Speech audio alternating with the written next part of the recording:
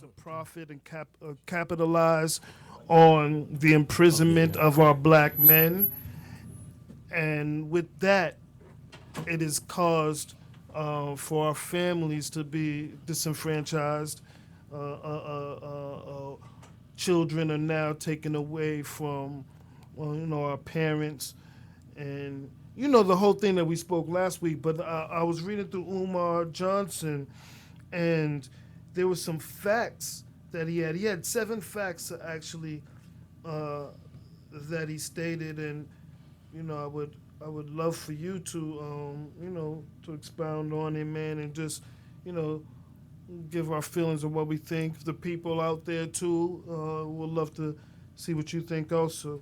Well, his first fact was that black boys are turned off from public education based upon the treatment they receive by a primarily white female teacher population beginning in kindergarten and intensifying by middle school.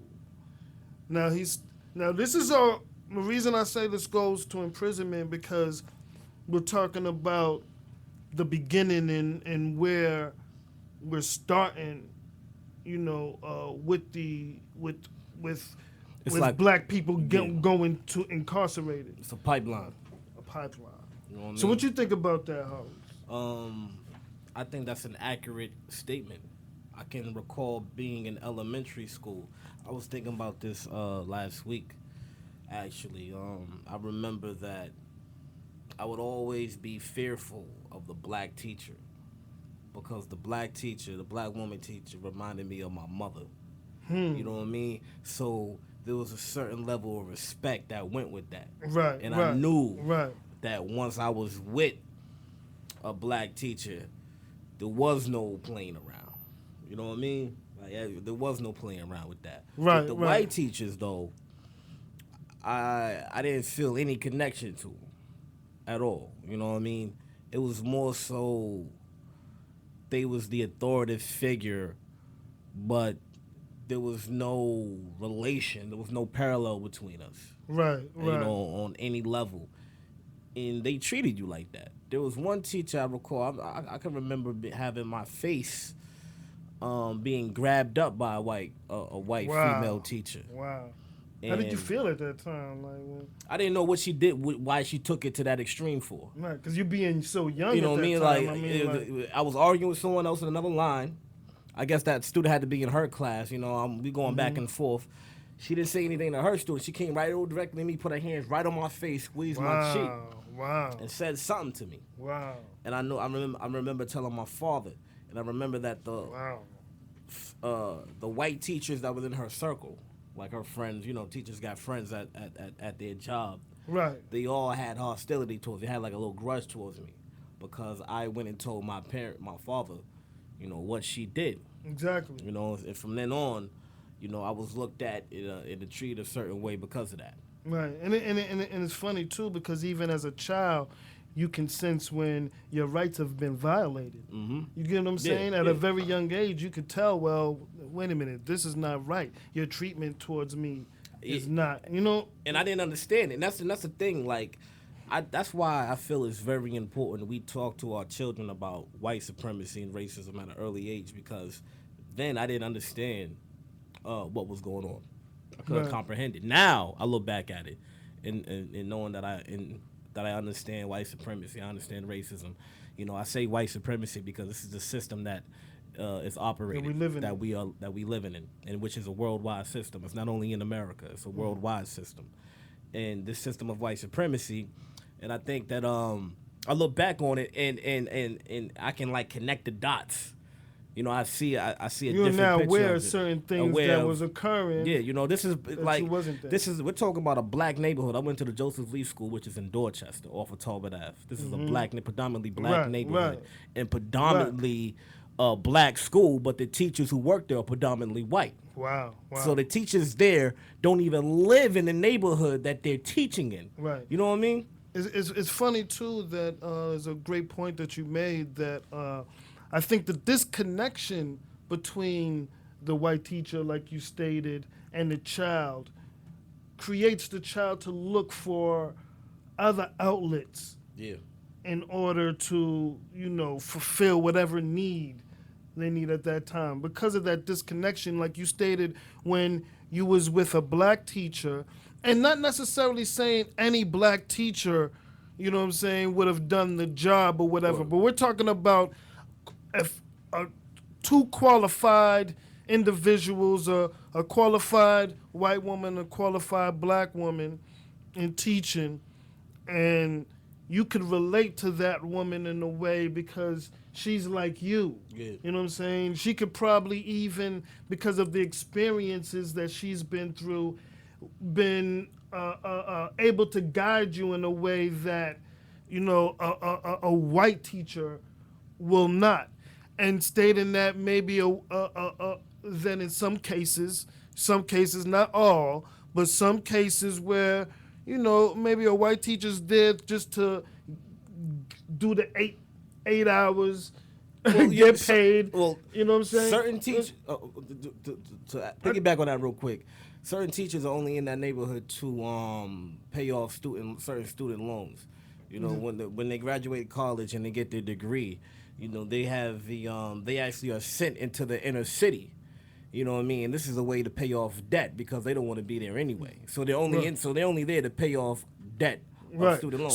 So any which way, you Yeah, know what I'm you- saying? Whether they're there to get the 8 hours and get paid, or whether to take the debt off. Right. The point is that they don't care as much. They're just there to do what the guidelines or whatever the agenda of that semester or that, quarter is.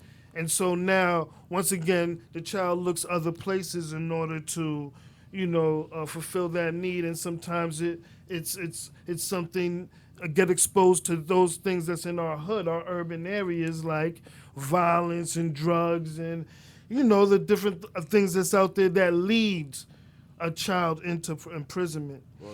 But his second, number 2 fact was black boys are referred for learning disability and special education support programs intentionally to remove them from the general student population due to routine behavior problems, thusly preparing them for a life of marginalization and prison. What do you feel about that, dude? We had touched bases on a couple episodes back on the special education when we were talking about the school system, Yeah. and how the special education is also a pipeline into the prison system. There's 2 million there's 2 million black males, students in special education. Majority of them being black males, and there's 2 million black males incarcerated in prison right now. Right. So there's actually a parallel. These are between the facts. special These are education. facts, everyone. Yes. There's a parallel between special education and the prison system. You see, what they have doing is a legal way of segregating students. White people were never satisfied with having schools integrated. They was Right. never. That's not what they had wanted in the first place. So they had to find ways to separate their children from getting the same education alongside an African or a black person.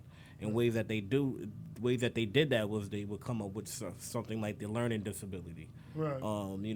Create these made up Attention diagnoses. deficits and- Yeah, ADHD, ADD. They will make Right. up these false diagnoses to get these kids out of the classroom. Right. You know what I mean? Or to hook them up to certain drugs. So the special Right. education was a way to separate the children, the black children, out of the classroom, because the white parents didn't want their children in the same classroom with these black students. So they can't tell you that your child can't go to school here anymore because he's black. They have to find other ways they can do that. Right, exactly, Like you said, exactly. one of them is being ADHD. Right. There's a large Made amount, up diagnosis. a large amount Yes. of black males. And to elaborate on that too a little bit, this is a diagnosis that I feel is making millions and millions, even billions of dollars for the pharmaceutical industry, because they've found a way to now hook our children onto drugs, not only, to keep them separated, but to keep them dumbed down. Yep. You get what I'm saying?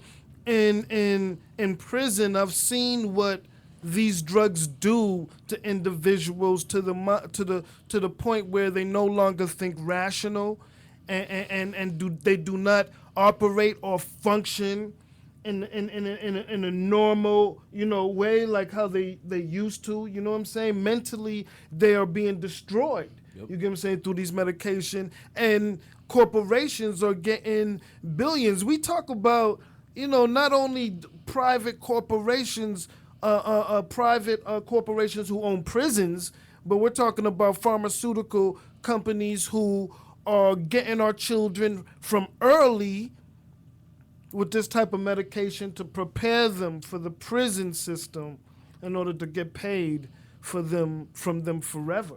Word. So I wanted to say too, there is like ADHD. There's many, even adults. There's many children, teens, and adults diagnosed with this made-up diagnosis, and it's a general. The symptoms are so generalized that anybody can Right, be diagnosed exactly, with ADHD or exactly. ADD. That's At right. any point in time in their life. And this is just like you said. It's another way to feed the prescription. The Right. money comes out of prescription. They actually That's right. changed. They actually That's changed right. ADD because it used to be called ADD to ADHD. Right, Because exactly. ADD Exactly. doesn't lead to a prescription. You know what I mean? But ADHD, because there's no drug that can make you pay attention. Right. You know what I mean? So they switch it to ADHD, hyper attentive, hyperactive. So if your child is running around and he crazy, which he just being a child, there's a drug for that. Right, to slow your mind down. Word. If they think that you're too active, Mm-hmm. they're gonna have to find a drug to slow you down. And if you're already thinking normal, that drug is slowing you down. They're actually suppressing your mind. Ritalin is actually the equivalent to crack, equivalent to speed. So you have little children hooked on crack. I don't want to hear anyone talk to me about marijuana and how I feel about kids smoking marijuana. You have kids on Ritalin. Right. Ritalin is the equivalent to speed. You have kids out here who are crackheads, Right. who are zombies in school, cracked out, just because a white organization, medical field, told you that this is going to help your child. Understand that these doctors don't even give these drugs to their children Right. at all. They don't get any Well- drugs to their children. And my mother always told me, she said the only way she knew something was wrong with me and my brother when we was little kids was when we weren't running around and acting crazy. She Right. said that's That's when normal. she knew something's wrong with them. Right. Exactly. Why they just sitting there? Exactly. Well, they have fact number 3, which was, and this is from Umar Johnson. Once again, for those who are just tuning in, we are going through the 7 facts that Umar Johnson came up with about those leading black men, and we'll say women too, because this also affects our black women, who are led into incarceration, and how that has led them to capitalize on that on a large margin when you talk about profits. So fact number 3 is black boys are sent to detention centers and juvenile delinquent programs, which interrupt their schooling and encourages school dropout, especially in states where returning to public school after such a placement is illegal. So basically, it is stating that our child will be attending school, and he'll be have an infraction, which will now take him out of school and lead him into what Boston has, like a Barron Center, or sometimes even a juvenile center, where you'll end up in a juvenile center, imprisoned at times, and then brought back into high school after you've done your time, right? Mm-hmm. And so you've already. What do you think about that, Hollis? It's funny you brought up the Barron Center. The Barron Center is a joke. I remember I had to go there. I mean, that's a direct. That is prison. You go in there, you go through the metal detectors. They feed you Roman noodles. You sitting there in the classroom. You're not learning anything. They bring cops up there to talk to you. They treat you like you're criminals, man. They don't. They come up there. They don't act. They don't, interact with you like your kids. Right. Like these are children, and that's the thing too with white supremacy with the system. The code is that black males in particular, black people, black males in particular, even the children. When you look at them, these are men. The idea is that they're not kids, they're not boys, they're men and they're a threat to you. You have 8-year-old boys being accused of being sexually assaulting teachers, for like they're using their pencil. Let's say they're using their pencil as a penis, as their penis or something like that. These are made up stories by white teachers in these predominantly black schools who don't want to be there, and they don't relate to these kids. So when you have a little black child acting up, that's a threat to her. She sees that as her being in danger. When Right. when a little white kid acts up, she relates to a little white kid. She probably got a little niece or a little nephew. She probably got a little brother, you know what I mean, or little Exactly. cousins. She see that all the time. So she sees something that, she's relating to. Otherwise, when a little black boy makes up, he's grabbing himself, you know what I mean, in a Right. particular way. I don't, he's being sexual. I think he's making a move on me. Like, man, What are you he's, doing? he's 5 years old. Yeah, but you just get him out of here. I don't want to deal with him. You know what I mean? That's the game right there. Exactly. And I think it's a fact that children, especially in the urban area, they're going through situations as a dysfunctional home at times. Where a father may not be at home, or they're seeing things that a child growing up shouldn't see, which keeps them distracted from school and the everyday activities they have to do in school. So I think teachers, in the same way, have to have some type of training in, I guess, psychology or something, because now you're dealing with kids who have dysfunctional situations, and how do you deal with that now and be able to draw that kid now back to a setting where he can learn, basically. And even more so, if a kid acts out, I think a lot of times, like you said, the first thing a teacher may want to do is, I don't want to deal with this, and so let's take him out of this class, put him into a juvenile center or whatever to correct him, and that's already developing this child into a pattern of criminal activity from in school. I don't think schools' options should be to put a child into a juvenile center at such a young age, and I mean, I think there should be infractions, but I think it should be if there's extreme to that point where it's absolutely needed, right? Where there's nothing you can do in order to reach this child. But the question is, are they doing everything they can to reach this child? No, they ain't. I can tell you that. No, they're not. Schools don't have the right to do a lot of things, like you said. I don't think it's up to the school to decide whether this child should go to a juvenile center or not. Right. You should sit in there.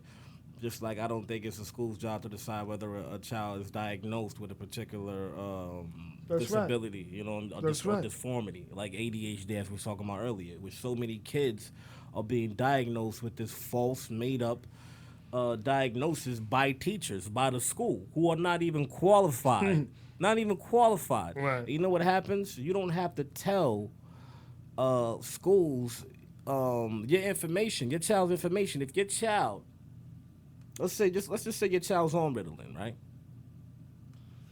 The school doesn't have to know about that.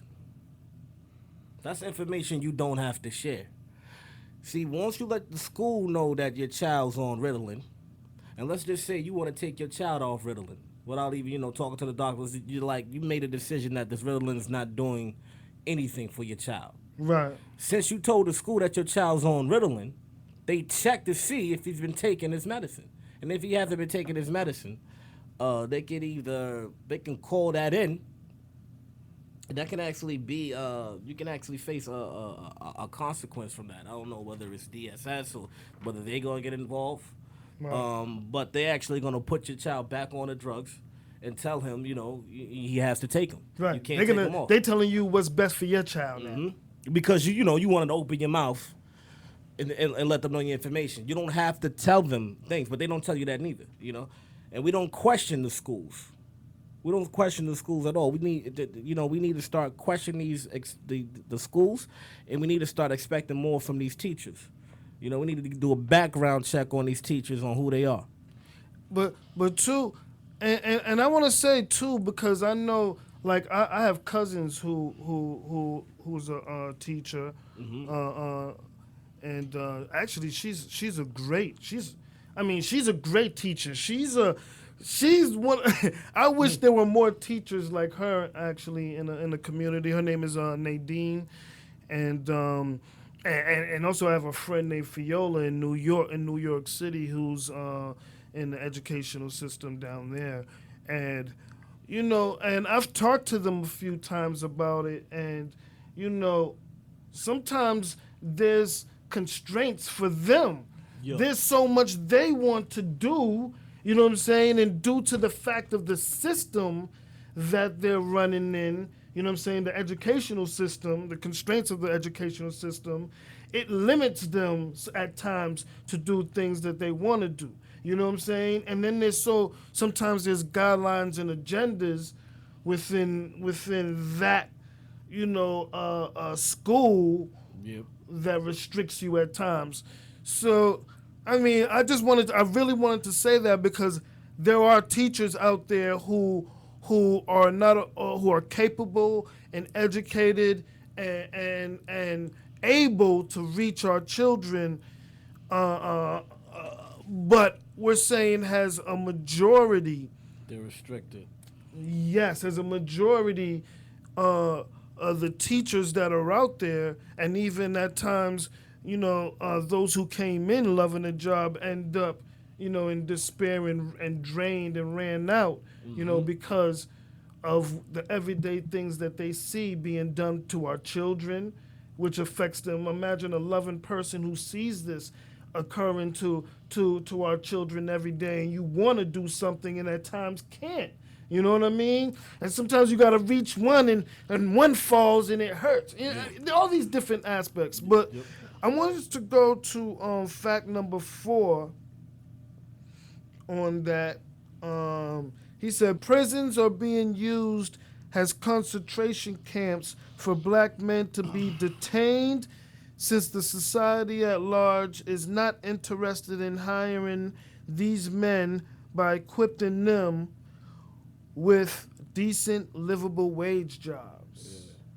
Not only to mention that we have these ridiculous marijuana laws, which you have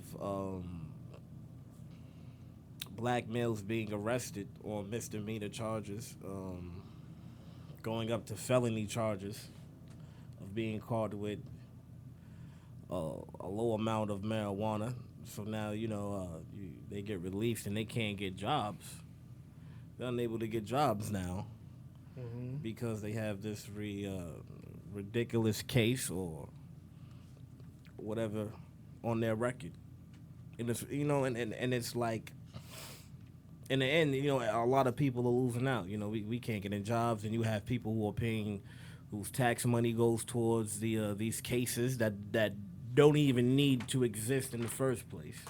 While we having this case on, we found an empty baggie in his car, and he got arrested for that. You know what I mean? Right. Now all this money's going to go into the trial or to the case or whatever when he has to beat it, and he has to pay money for the lawyer and all that.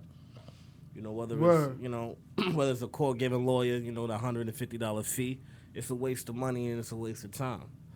But that's another way that they could get you into the system, because they want to get your fingerprint. They want to get you locked up. They want to have you in that system. Right. It don't matter if it's tedious or not, and that's a way of them keeping track of us. Right. because they are building concentration camps right now. Exactly. These exactly. concentrates, they're not full yet. They're not occupied. They're empty. Actually, there are some that's occupied but not used as concentration camps Right. fully right now. So it seems as though they're waiting for a certain moment. You know what I mean? And when you have all these fingerprints and all these names and all this information Not of where people are, quote saying quote unquote, yeah, word, quote unquote, it makes it that much easier for them. Especially when you're displacing people with gentrification. You're moving them all out to a certain area. You can go to that particular area, round them all up. It just makes the job easier. And I think it's important too to we should define the concentration camp. I just looked that up, and it says a place where a large number of people, especially political prisoners or members of persecuted minorities, are deliberately imprisoned in a relatively small area with inadequate facilities, sometimes to provide forced labor or to await mass execution. The term is most strongly associated, as we know, with the Nazis. But when we think about that, right now, due to the fact, like you said, when those come out of prison or those who are beginning to add up a record in criminal activity, right, and they can't get certain jobs, now the prison are accepting them, these private corporations are accepting them inside prisons in order to work for them. And at the point is certain are being executed, you know, if no longer can be used, or you know, the guideline of whatever their crime was, you know, being executed for that. So it's being a place solely for those being executed or for those given labor for corporations. And like we said, they're getting almost nothing in order to do this labor. Step Up Radio, Dog Matter, you on live? Yes. Hello? Hello.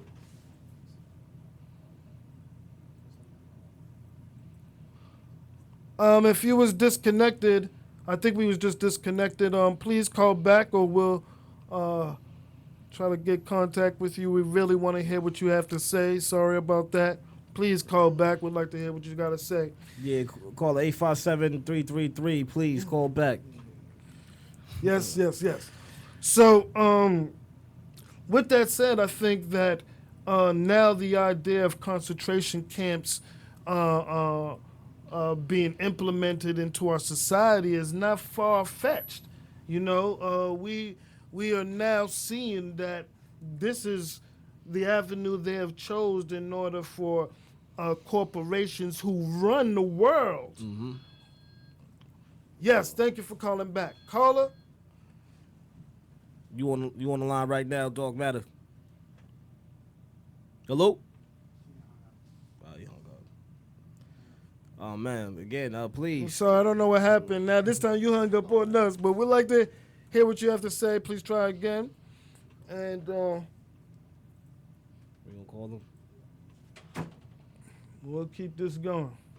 We doing a call back now. So, so what you think, D?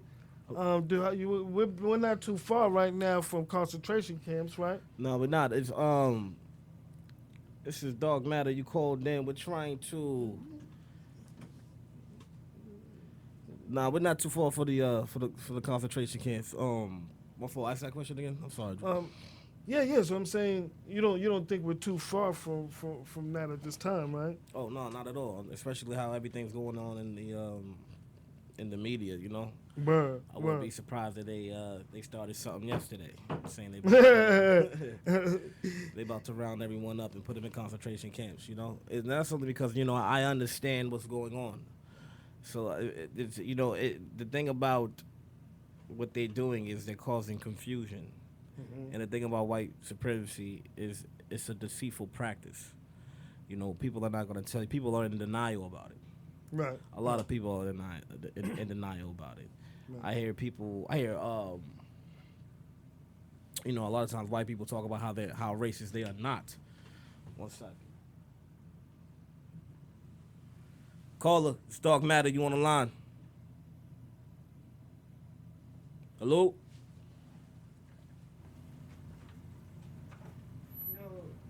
Just hold on 1 second.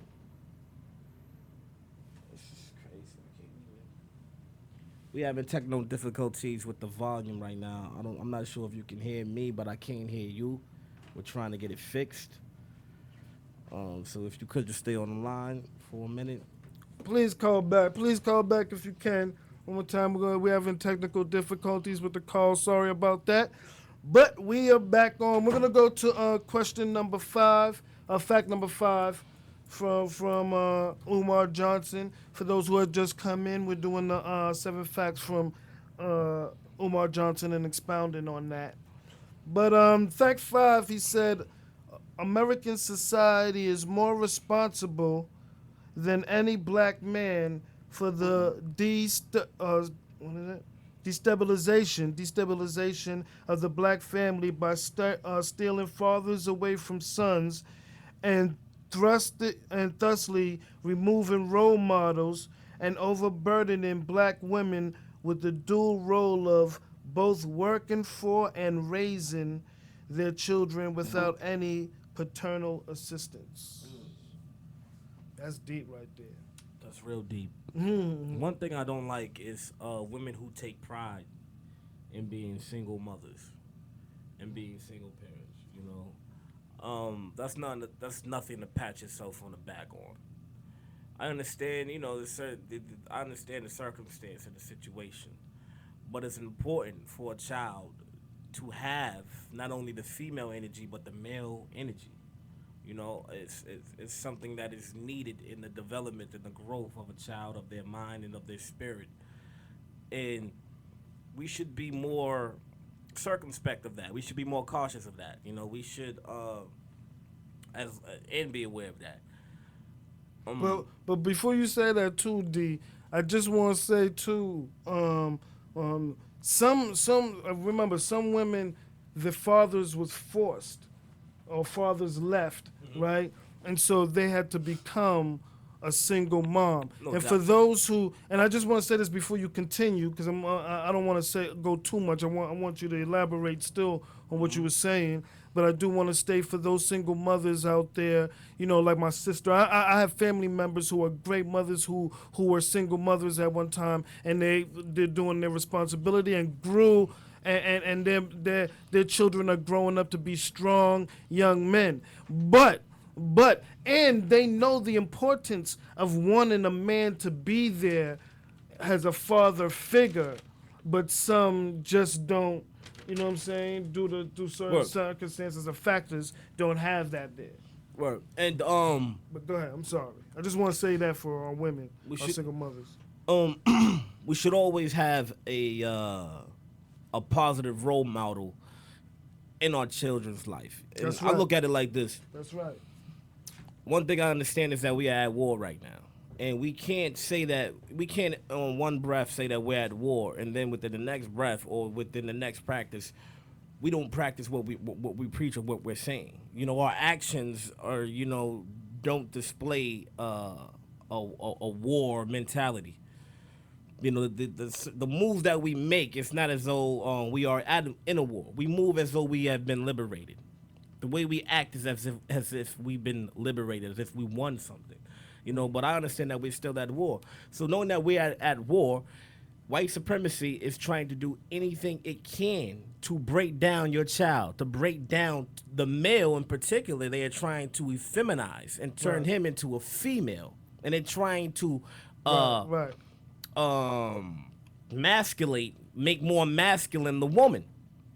Right. And so understanding this logic, it's important that we have masculine male energy, you know, Right. in a little boy's life. That's right. As That's long right. and you know, as well That's as a right. female's life. She needs to see something, you know, because this world is filled with corrupt and chaos. All right, we got a line. We got a caller. Caller, you on air. Welcome to Dog Matter. Hey, can you hear me? I can hear Yes, you. sir. All right, cool. Yeah, I had recently come across an article stating that female prisoners were being forcibly sterilized so they couldn't have children. So Wow. not only are they imprisoning us in a large numbers, but they're making it so we can't procreate when we get back out into the general populace. So that's like clear evidence of genocidal practice That's right. That's right. being put onto us. And also, I was wondering, you, Damien, as a parent, how much faith you have in the alternative of homeschooling. I have a lot of faith in homeschooling. I think it's I think it's something that's needed, knowing that this school system that we have here is corrupt. But it'll only work if the parents are willing to put in, 100% effort and make it work, because they also have to be knowledgeable. They also have to have The the time. time and the The patience. time. You know what I mean? And the knowledge of self to do that. To do that and make that happen. I have no problem with homeschooling your child at all. You know what I mean? That's something that I advocate. But I think they, Right. I think America used certain things to attempt to disconnect that so that we're not there with the children. They want the children more with the system in order for them to teach and influence them, in order to direct them towards more of that criminal and that prison system. Yeah, I'm a realist, and I know that in today's time, especially when you sending kids to school, there are books in the classroom now showing same-sex marriage. This is causing, to a child's mind, this is confusing because my child's coming from a home in which she has a mother, a female mother and a male father. So when she sees something like this in the book, this is causing some confusion to her mind or some type of corruption. Now, everyone has their own preference. I understand that. But when you ask me, do I want my child to be a lesbian? Do I want my child to be gay? No, that is not something that I push. That is not something that I hope for. I believe in procreation. I believe in creating an evolution. You can't get that through homosexuality. Yeah, but I think too what he said is a great point, fam. What's your name? This is Dow Clark. Dow Clark? Dale Clark too. Regarding because being in prison, I remember they used to state always the juice for the men. The juice used to have chemicals in it that stops the sperm from producing, right? Basically deads your sperm cells. And for you to say that regarding also the women prison, I mean, these are Like you said, actually genocidal. facts Yes. that Yeah, and population control. This goes back to eugenics. That white lady Margaret, I always forget her last name, but she is the mother of eugenics. You can look this up. This is actually where Planned Parenthood evolved from. They were back in the what was it, like the 50s? Back in the 50s, the 60s, they were actually sterilizing the women illegally because Right. back in those times, the black community, they were reproducing in large numbers, and one way to stop them from reproducing was to sterilize the women. Right. So, let's say she's going to the hospital for a checkup, unknowingly to her, the doctor's going in there and he's sterilizing her. Exactly. And she's unable to have Children. have children from there on. Right. And this was all created out of eugenics. They was trying to find ways to control the population of black people because they were reducing at a high rate. And out of that grew Planned Parenthood. That's crazy. So yeah, it is. It's deep. There's history, and I mean these are practices that they're still doing today, man. Yeah, it's a great point, Dave. It's Okay. crazy. And you were talking about too, like the military state of mind where you realizing that we're at war. I think a lot of the problems is too with the structure of white supremacy. I feel like it's structured so it's like individually black people can make it. Yeah. So, but not in large numbers. Right. So Exactly. you see the individuals that's being showcased. So you're not really, it's not in the front of your lens that you're actually at war, and the few that are making it aren't really in a position to talk about it. Let's lose the position that they're already at. Right. So it's a reality that like isn't in the forefront of our visual, because there's a guy on YouTube, I forget his name, but he talks about the concept he made up called black showcasing, which is where you take a few black people who are in positions of having like large money to showcase, and it's like, okay, well they're making money, there must be something wrong with me. Exactly. So it white supremacy pits us It's deceitful. against each other in an intricate way that keeps us from unifying in a state of mind where we're realizing, okay, we're at war. You just become that paranoid guy in the group, you know? Yeah. Right. Exactly. Right. Good point, Dow. Definitely good point. Look, man, I appreciate you for calling in. No problem. Thank you for having me. Oh, no doubt, Dow. Always, man. Bless. Yes, sir. Bless.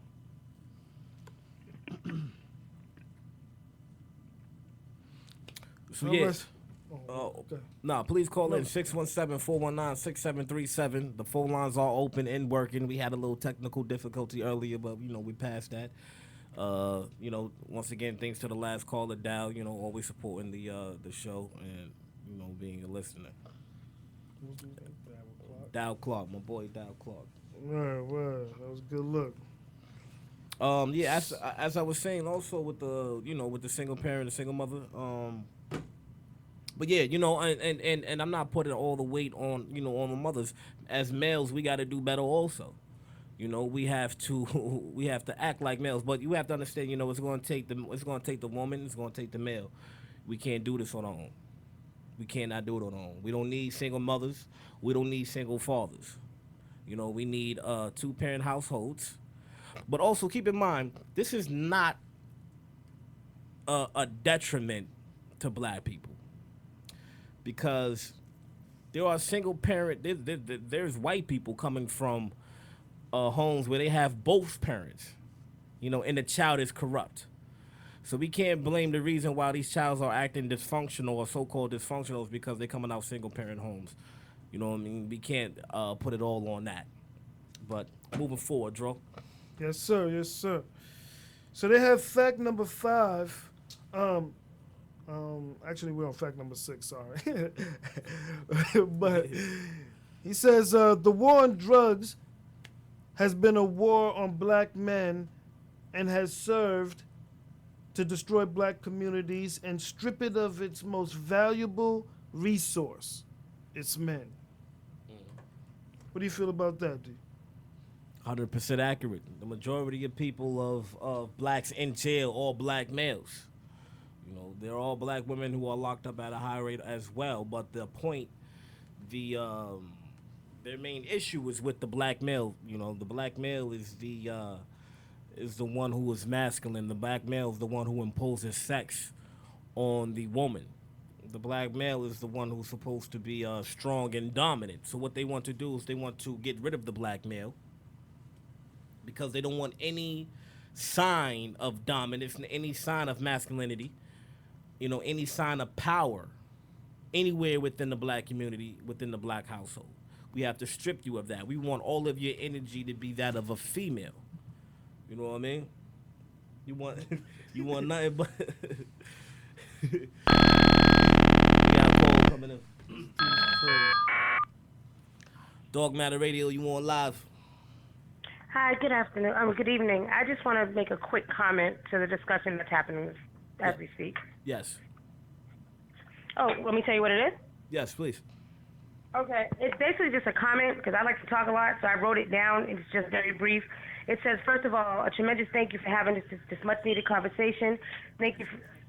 Hello? Yeah, we're here. Yeah, we're listening. We're listening. Oh, okay. Good evening, gentlemen. Good I evening. just like to state something really quickly. Sorry for interrupting. No, We want you to call in. We want to hear what you have to say. Okay, I'm not going to go into details. I just want to say, first off, a tremendous thank you to you gentlemen for having this much-needed conversation. Thank you for using actual facts, irrefutable facts, as a foundation to have this much-needed discussion. Thank you for acknowledging the good in those that are trying to make a difference, but we are talking about the big picture here. So thank you for that, and continue to talk about it, inspire and encourage others, and that's it. I just wanted to say that. Thank you very we much. appreciate that. Appreciate All right, that. y'all have a good evening, and I'm gonna continue to listen because I don't want to. I want to listen to the rest of it. All right, cool. All right. Word. Much love. Phone lines are open, 617-419-6737. Dark Matter Radio, your boy Dot Hollis alongside Dro Casso. Thank you, Carlos. All right, so that last one that we just did was I'm just gonna say it over again. This we can get back on note. He said the war on drugs has been a war on black men and has served to destroy the black community and strip it of its most valuable resource, its men.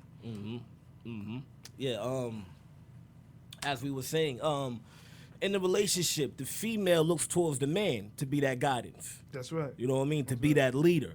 That's right. You know, it's not natural for a woman to play a man's position. You know what I mean? There's nothing natural about that. There's not. You know? Nothing. Women are born nurturers. It's just in them. It's something that is in them. Right. So when they put in this, you know, and their body goes through changes. They go through emotional changes. You know, they go through. They have their menstrual monthly. So they're already to put them in a position of which they have to be dominant and be strong and be powerful. To be a man, that's overwhelming. You know what I mean? And that can take a toll on them spiritually, emotionally, and physically. Right. They're playing two parts. Yes. And the white supremacists know that. And certain They understand they're playing that. a part with certain characteristics and qualities they don't have. Exactly. So what they have to do, And white vice versa for supremacists, us.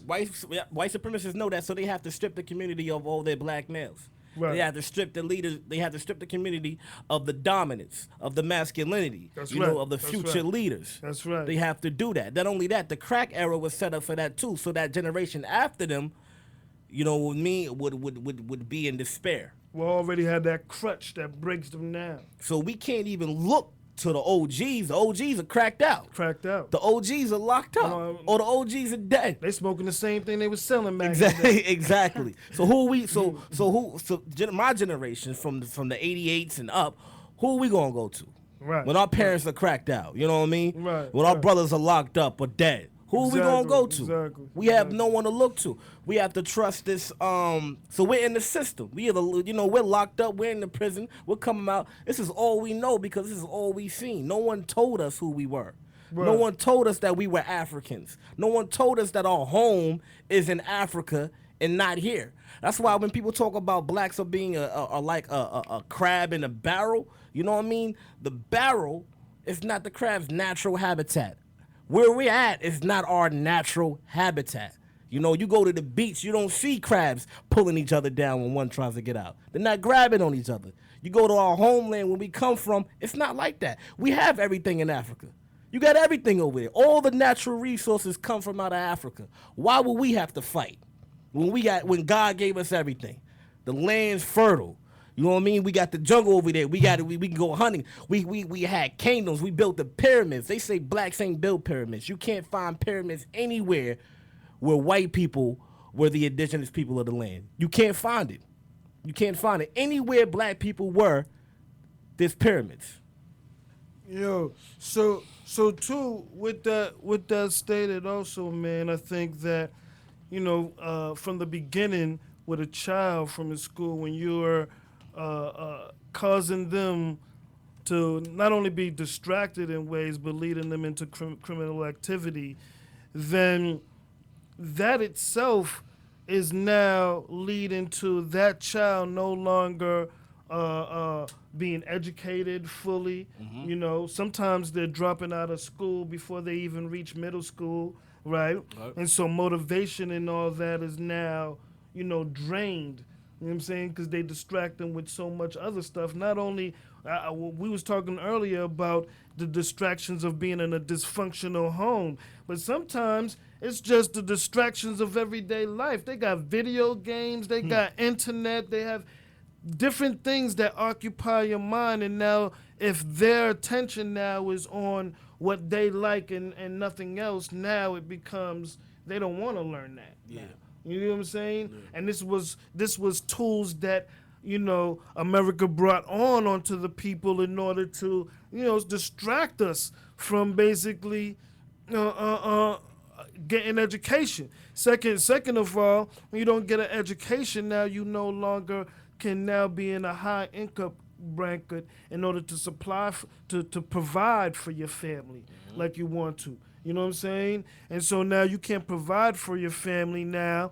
You're trying to find other outlets in order to make money because you can't work this 9 to 5 that's giving you minimum wage or even less or under the table sometimes because you don't have an education because they broke you down from beginning and draw you into criminal activity from beginning, meaning like before we were speaking about how schools will even have disciplinary actions where they'll take a child out of school. I'm saying this just to reference back to what we were speaking about. They will take a child out of school and put him in a juvenile center to attend there for a few years or sometimes a year and bring him back into high school after, basically expelling them. So now this person has no longer can have high income in order to provide for his family and sells drugs or whatever means they feel they have to do and end up incarcerated. And so it's like that pipeline that we keep bringing up because it's an important point that you brought up last week, you know, about the pipeline is nurturing our kids already for the prison system in order to have them counted as a monetary possession. Like they look at you as money, no longer has a social security, but that social security is pointed to a certain amount every day, not only from government funding, but from the state itself for occupying that bed, a prisoner in that bed.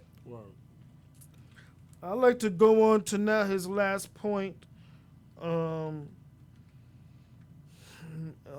this was once again Umar Johnson. For those who just tuning in, 7 facts that he brought up, and we're just expounding on it and bringing a few facts of ourselves. But he said black boys are more likely to be put on dangerous psychiatric medication, and it's funny, Tom, this is talking about something we already brought up. But psychiatric medications for emotional problems, while white boys are more likely to receive valuable psychotherapy for the causes of their behavior problems, which come to no side effects. I think we kind of spoke about that already, and how the pharmaceutical pharmaceutical corporations are making millions and even billions of dollars on our children every day on diagnosed conditions. We spoke about that earlier, and I also feel that our children, like you said, are pretty normal, man. Like if you like you said, your grandmother, you know, if she didn't see none of y'all active running around doing something, she thought, wait, something's funny. Yep. But they found a way to, you know, make money off it, like we spoke about prior. It's a capitalist system. That's right. That's right. Capitalism, man. You know, they'll make money off of Negroes. That's what they do. They want us to be consumers as well. They don't want us to be owners, man. That's right. That's you know, right. They don't want us to be business that's owners and none of that. They want us to be consumers, and that's how they make their money. You know, and that's to get you profit on the comeback. Word. You know, you profit on the comeback.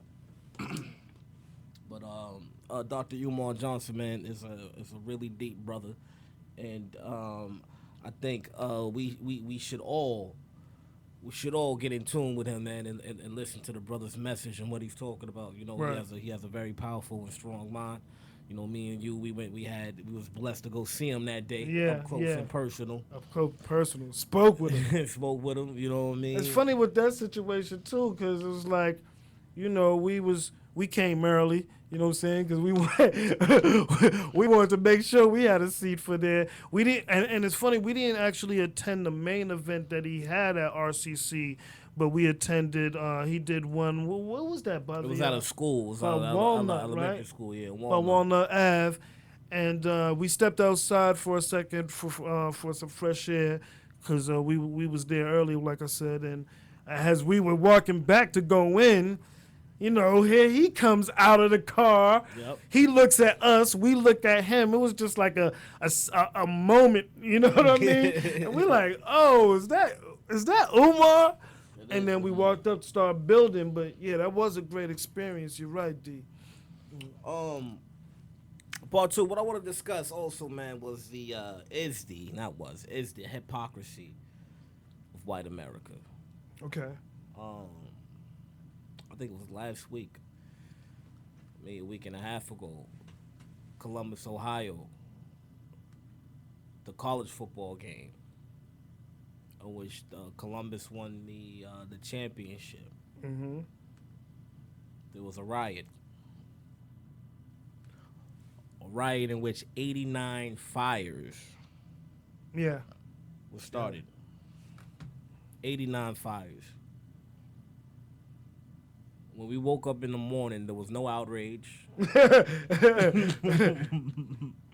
You know, no one in my Facebook inbox asking me how I felt about that, as they did once they got news that a black man killed 2 white officers and about the riot, and you know, but no one was in my inbox asking me how I felt about it. None of my white friends who were debating me, or white friends, my white associates, or the white ones on my friends list who were debating me about what happened in Ferguson, mentioned anything about Columbus, Ohio, with the 89 fires. And I just want to say that goes to show you the hypocrisy within white America. The fact that they try to demonize, you know, the black people, the protesters in Ferguson, calling them savages, calling them thugs. Why would they burn their own businesses and their own communities? They couldn't understand it. This was something that was like mind-boggling to them. What kind of people are they? They're fighting for justice, and they're gonna burn their community. Yeah, but And- you know and- what? and But just to that's- say one little thing about that, though, right? A lot of them stores really aren't owned Not at all. by any of those in the black community. And we was going, yeah, we gonna get it. I was gonna get into that, but I'm saying like, My fault. no, it's cool. And I'm saying, That's why I feel some type of way. Like, wait, hold on. No, go ahead. and they try to demonize us, man, and crucify the black people, our people, for doing what they did, because they were going through so many emotions, because we never had any justice here in America. Never. And to this day, we don't have any. How do you expect people to react? You know, and then with your white privilege self, you win a championship game, a football game, and you start 89 fires. You destroy your own community. You're burning all these buildings down. And CNN doesn't even report it. Fox doesn't even report it. Channel 5 doesn't even report it. MSNBC don't even report it. I don't even think ESPN reported it. You hear nothing from these white outlets, these European outlets, from the white media. You don't hear anything from them. But then when black people do something, it's crazy. It's you can't understand it. You know, these people. And I'm reading the article, and I wanted to read the words that they use to describe the people who are out there. They call them students, fans, and revelers. I have never heard them use the word reveler describing us. I had to look up the damn word to see what the hell a reveler is to be accurate on it. A reveler, I don't even know what that is. a person who is enjoying themselves in a lively and noisy way. A person who is enjoying themselves. This is enjoyment out here. That's enjoyment. Flipping cars and causing fires is enjoyment for white folks, pretty much. You see what I'm saying? But when you read the articles about us in Ferguson, they was calling us thugs. They was calling us looters. They was calling us savages. These people were doing the same damn thing. Matter of fact, there was only what? 1 fire? 4 fires in Ferguson? Right? But these white people, 89 fires, and you're looting these places and businesses, and no one says nothing. Not a word. Not a peep, not a word. But you want to jump on us because someone from our community. Sweep that under the rug. Word. The innocent person of our community was murdered by someone of the dominant society. And because we didn't get any justice, we burned down 4 places, and y'all want to jump on us? Another thing, too, I want to say that when you talk about hypocrisy of it, it's like, I think at times they can look at you and be like, how am I the one oppressing you? What did I do? I didn't make you do that. I didn't make this happen. And it's funny, too, because the tactics and that are used now, a lot of it are mentally where you are actually putting the gun to your own head and killing you. And you can say at the end of the day, oh, that person committed suicide, but no one ever talks about the factors and the things that made that person commit suicide. Hey, yo, look, peep this, man. We live in a system of white supremacy. All right, white supremacy is racism. The only form of racism is white supremacy. All right, blacks can be prejudiced. We can be bigots. We can't be racist. We don't have the power to control, to disenfranchise a group of people based on their color. We can't do that. We don't have the power to do that. If you're a white person, especially in America, you benefit from white supremacy. You benefit from racism. And let's even look at the definition. What happened 500 years ago, even though you wasn't there, to this day, it's bloodline, and it's been passed down through generation. A lot of these rich white folks are rich off of the slave labor, off of free African labor. A lot of these white people benefit from white privilege, from white supremacy.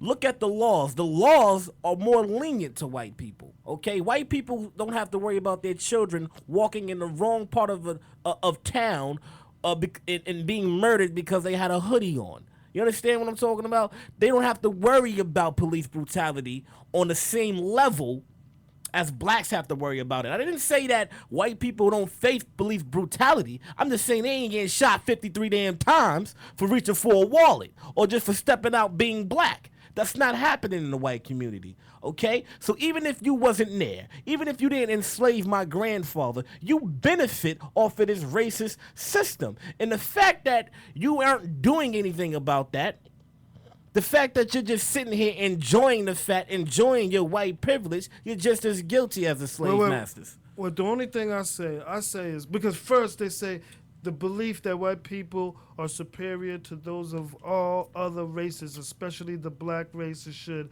therefore dominate society. This is the definition on law. We know that white, if you're not white, you're black. So it can't say especially the black race. It is the black race, right? Second, to dominate, I think that they already, like you stated, have the machine running where white people dominate not only the society, but the world itself, right? And we know that the majority of the world is not white, right? Yet they run the world, right? Second is, for those, because I have white friends. I won't even lie. I know people who are white, right? I have no white friends. I have friends who are white, right? And so what I say, and I see certain tendencies at times and certain thinking in their mind, right? But, right, there is nothing they can do in order to stop white supremacy. Why? Because white supremacy is bigger than them. Even if they wanted to do something, right, to stop white supremacy, there is nothing they can do because every running machine in this world is running by white, right? Number one reason why blacks can't use the system in order to destroy white supremacy or fight white supremacy, because a lot of times they try to fight separately white supremacy from the system, where system is white supremacy.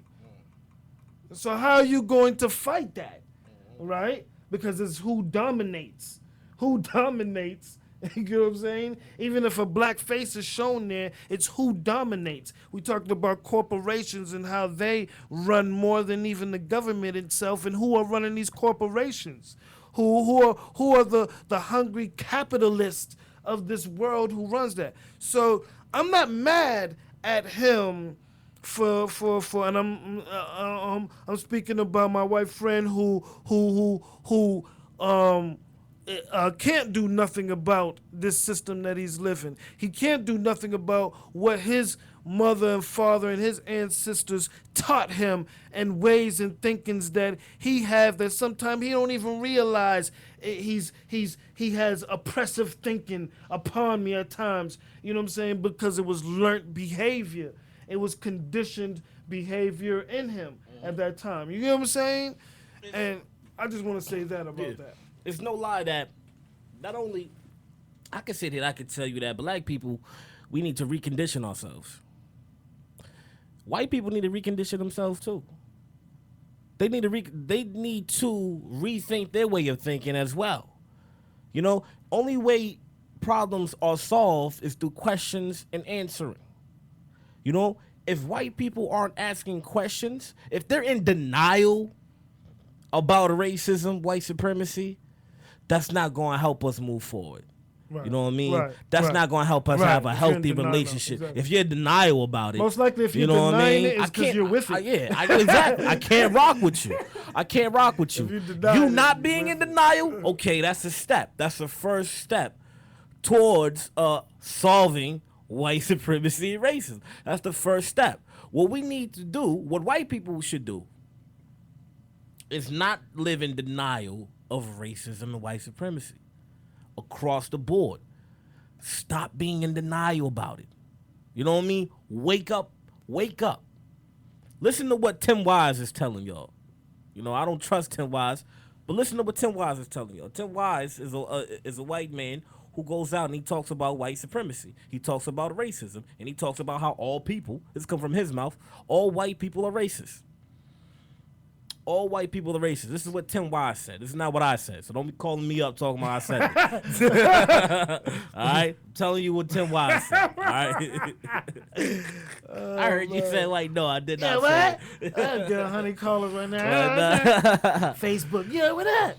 I did not say that. I suspect all white people are being racist because I don't know y'all, you know.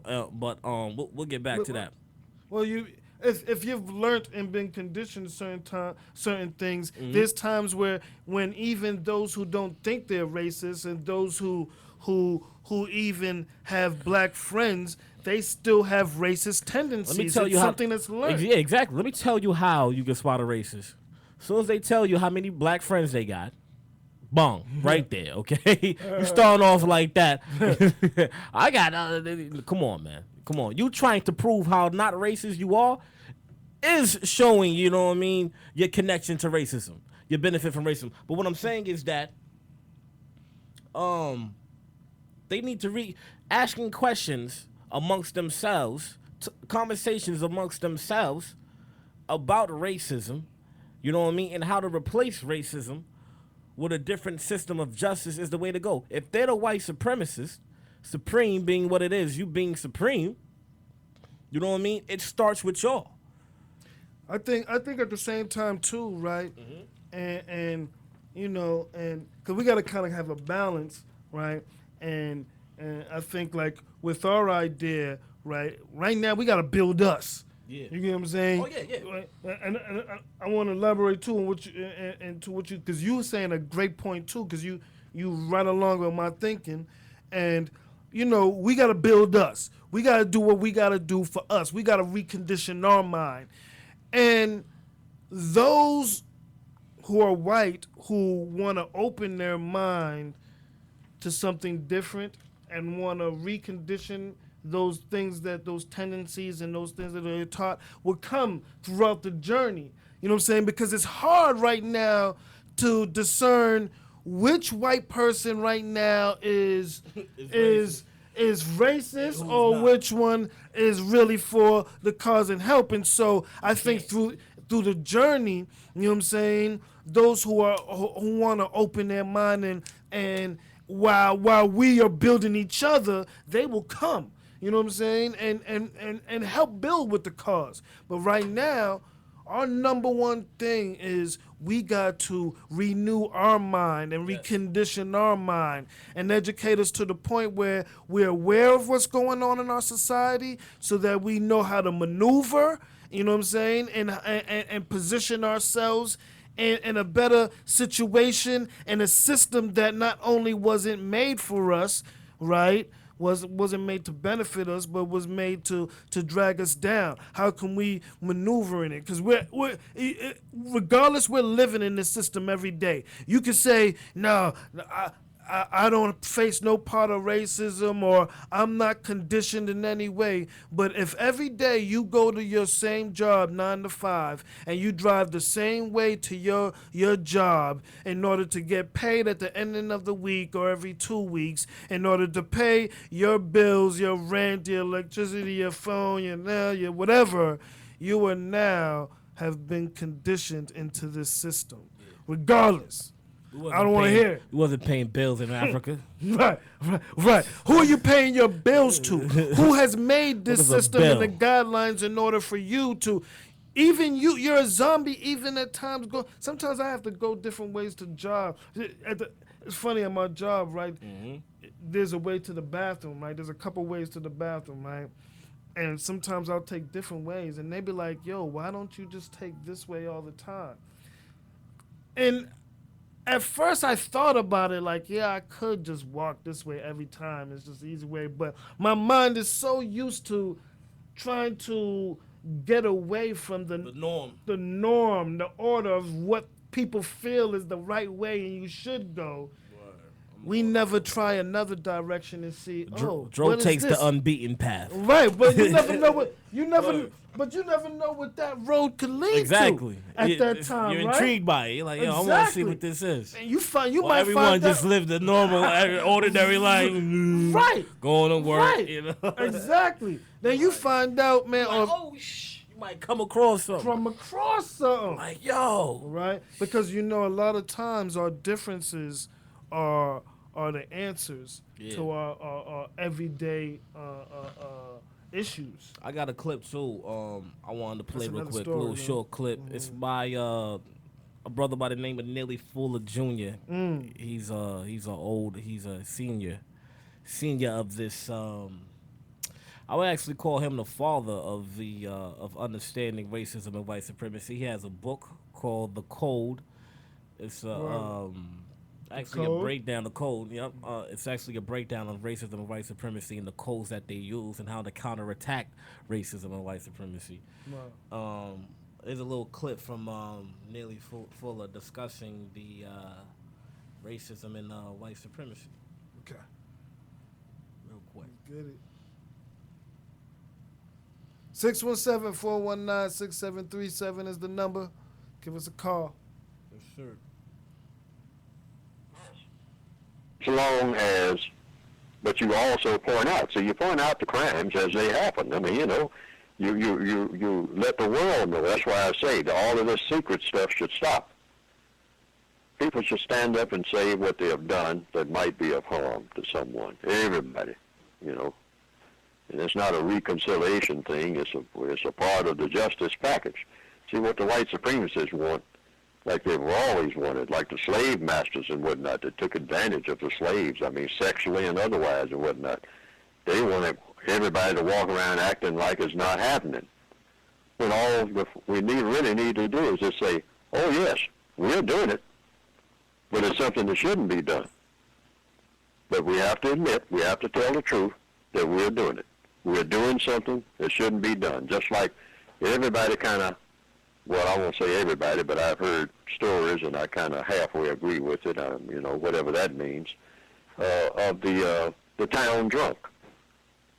Now, the town drunk staggers around, he's drinking, but he lets everybody know, I'm a drunk. I shouldn't be drinking. I know that this whiskey is not good for me. It's destroying my liver. It's destroying me. It destroyed my family. I don't treat people correctly when I'm drinking. But I love to drink. And I guess I'll always love to drink. But I'm a dangerous person when I get drunk. So try to help me by staying out of my way if you see me coming, because I might do anything when I'm drunk. Now, the person may not change. But the first step, according to compensatory logic, in solving any problem is to tell the truth about the problem. And don't try to hide it like the white supremacists are experts in doing. Racism running rampart all over the place. And they'll say, racism, where? Or they'll say, who, me? No way. And they're not telling the truth. And that is very hurtful to anything that's going to lead to what you need to produce a product called justice and correctness. You've got to have truth to start with, no matter whose feelings it hurts, like the town drunk. Now, the fellow who is really dangerous is the fellow who says, give me the car keys, I ain't drunk. And the person can hardly stand up. You can't find one key from the other. But your case is going to be harder dealing with that person. That person is more dangerous because a person will not admit the truth. Everybody has flaws. And that's one of the problems with all male-female interaction between non-white people themselves. Is that people will not admit their flaws. But, and that's a natural reaction. People don't like to admit their flaws, but we got to do what we don't like. Say, well, I'm this way, just like the town drunk. I'm this way. I may not even change, but this is the way I am. What you see is what you get. The world would be a better place if we could just get that far. But oh no, the white supremacists teach you, hey, I'm perfect. I'm not this, I'm not that.